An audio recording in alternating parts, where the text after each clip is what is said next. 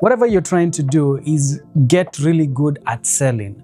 One of the skills that I quickly learned that I needed was the art of selling. And this is a skill that you get because you may have the skill, but then somebody who is less skilled than you, or somebody who is not even doing business the right way, is actually making more sales than you. And so there is an art, there is a skill of selling. And for you to be able to sell effectively, you need to understand how the human brain works. Okay, so you want to speak to the different parts of the brain of your customer. One of the things that I learned was people buy through emotions and then they justify with logic. So if you're trying to sell features, if you're trying to sell the benefits or the 3 things that this product can be able to do for you, people do not recognize that initially. Somebody who has a logical brain will actually buy when you give them statistics and all that stuff, yeah? But most of us, we actually first connect emotionally with the product. We self-identify, we see ourselves wearing that shoe. You know, when I look at a shoe, I don't think like, oh, it's designed by who and who. The first thing is like, it looks amazing. It would look good on me. That's the first thing. And then I'll be like, oh yeah, it's a Kobe, it's a Jordan, it's this year's, it's made of this thread. Some of us don't even know how the shoe is made. You just know it would look good on you, yeah? Then the next thing is like, is it comfortable? You know, so at that point, you're checking reviews and that's what you're specifically looking for because you've already decided that you want this shoe. And so being able to reverse engineer that from a marketing perspective and be like, how do I sell the emotion that this product gives? How do I sell this emotion so that somebody can emotionally connect with my product? And it has to be genuine. It has to be a genuine emotion. So you have to identify what kind of emotion do you want your customer to feel when they experience your services. So like for me, it's transparency. I also, one of my values is authenticity. I want to be real with you. I want to show you. And so most of the time when somebody comes to my podcast studio and they want something, I will lay everything that I think they may need, but then I will come on their side and I will advise them on what product they should spend their money on and what they should not spend their money on what stage should they start thinking of this and that and this and that, you know? And so I'm no longer trying to sell you something. I'm actually a guide. I'm coming to advise you and tell you like, hey, I think you should start here. I think sometimes you're not even ready for any of the products. And it's because one of my values is authenticity. You might look at it and say like, oh, you're leaving money on the table. And that could be true, but it's my value. I want to be authentic. I want you to feel the moment you leave here and you purchase something, you feel like you just struck gold or you got so much value that you're not even thinking of like, did I make a right decision? I don't want to take that away because I've felt like that where I've purchased something and later I'm like, was that a ripoff? You know, am I going to get the value of this thing that I just bought?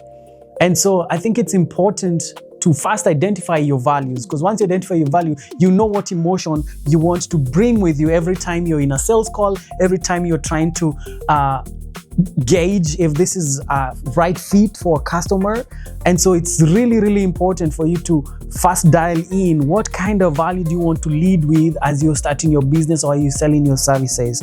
And then now again, going back, it helps guide you on how you sell. Most people want to buy, but they do not want to be sold to. But in the business of selling, so you still have to sell, but you can't make them feel like you're selling anything to them. And so you have to communicate the value. You have to understand what they really need. Because once you identify what they really need, it is a value exchange now. Based on this deep need that they have, they can see clearly how this service and this product can be able to solve that. Let's talk about podcasting because a lot of people don't understand how effective and cost-efficient podcasting is. From an editing perspective, a podcast, by the time you're done, we can be done with the edit. All we are throwing in is an intro, an outro. Most of the time when you come do a podcast, I think our minds are conditioned to be like, we're not here to make a mistake. We're not reading a script where I have to go back and check the good takes and take them out and join them together and add B-rolls and all that. No, everybody knows that you're having a conversation. So if there is one thing that is the one edit that is the cheapest, I believe, is live streaming, because once you do live streaming and you're done, the next one is podcasting, because all you're adding is an intro, an outro, might be your topic, people to subscribe. You're not putting B-rolls. Podcast, rarely will you see somebody putting B-rolls on a podcast. It's a conversation. And so people don't understand how cost efficient that is. And then also you having a conversation with someone, you might do an hour, you might do even 2 hours with them. It's different from trying to record reels, a bunch of reels that you want to use to drive traffic to an offer that you have. Because you have to record 90 seconds, you have to stop, you have to look at another, it's not as, and then the other thing that people don't understand is that it's hard to build depth with a reel. You build depth with long form content. And one of the things that is crushing it right now is podcasting. Hands down. They say about 60 to 70% of people complete a podcast. Because what it reminds them is the conversation that they've been having with their friends. Now they're watching that on TV. They're watching that on their phone. And so podcasting is one of the most cost-efficient, trust-building piece of content that you can create. And then guess what? You see the reels that you're creating, you can pull the reels from the long form content. So now you're coming to the studio might be once, twice at most in a month. You're shooting your 1 hour, 2 hour podcast. Maybe you break it up. You're bringing a guest, so you're borrowing their audience at the same time. They're borrowing your audience. So you're getting more reach by actually having a guest here. And then you also get to play as an advocate and represent your audience and ask the questions, and you don't have to come up with content. You just come up with questions, really good questions, ask the subject matter there. And guess what? You'll be able to be consistent with your content. You'll be able to pump content on a daily basis, because it's so easy when you do I call it the waterfall content, where you record one long piece of content and then it's distributed into almost like 30 pieces of content. You can get a newsletter from it.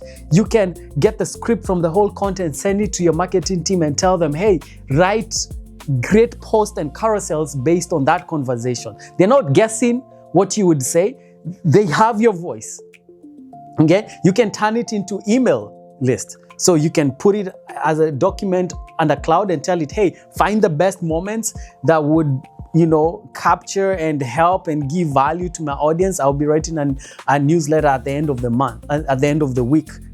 And you can do that. And you can even schedule that, And so there's so many angles that you can take. And then don't even forget about monetization, building a platform where now other people who resonate with your podcast want to be featured on your podcast, and they're willing to pay because they might be wanting to sell a product or a service or a course in your podcast. Talk about sponsorship. You can start reaching out to people who would sponsor your channel. Think about a community, the people that you bring together. They can sponsor the podcast because they get to enjoy, they get to get value out of it. So there's so many ways that you can monetize a podcast. When I discovered that podcast is the way to go, I was like, let's get that studio. Because I saw where we were going. I felt like I was late, but I saw where we were going. And so we're in the trust recession. Trust recession. So you're not going to get a lot of mileage with just reels. You're competing with gurus and people who have data and produce content on a daily basis, 3, 4, 5 times. They know what works. And so it's hard to compete with that. It's really hard to compete with that. So you just want to come have a conversation with your friend, with a potential client, with somebody who is in the same field or industry with you, and talk about some of the things. Bring an awareness to your audience. There are 5 stages. There are people who are aware, who are not aware that they have a problem, and so they're not even aware that there is a solution. So that's what a podcast comes and does. It brings awareness. It brings your story, your original story. It brings your expertise. You have conversations. Yeah. Then once they become aware, then they know that you are the person with a solution, because you're constantly talking about the same topic week after week from different angles. Then they are starting to build trust. That's what I'm telling you. Podcasting builds trust. It builds depth, not just reach. It builds depth. And then now the next layer, which is the third layer, they're aware that they have a problem. They're aware that there's a solution, but they're still not convinced you are the person. And then the fourth layer, they're like, I'm aware. I know there's a solution. I know this is my person. And so at that point, it's so easy to get them into the middle of the funnel, into the bottom of the funnel, and they're going to buy from you. It's a process. To get a customer, it takes time. And that's why I always advise people, make sure you serve your customers well, your clients well, because it's harder to get a new one than to retain one. So do an amazing job. Do an amazing job to keep them. And even better, create a system that allows them to go market for you, because nobody will market better for you than a satisfied customer. My dad always says that, and I believe it. Nobody will be your greatest. And as a matter of fact, I want you to think of the last time you went on Amazon. You saw the product that you wanted. The next thing that you did, you went to the review system. You went to check the reviews. These are strangers.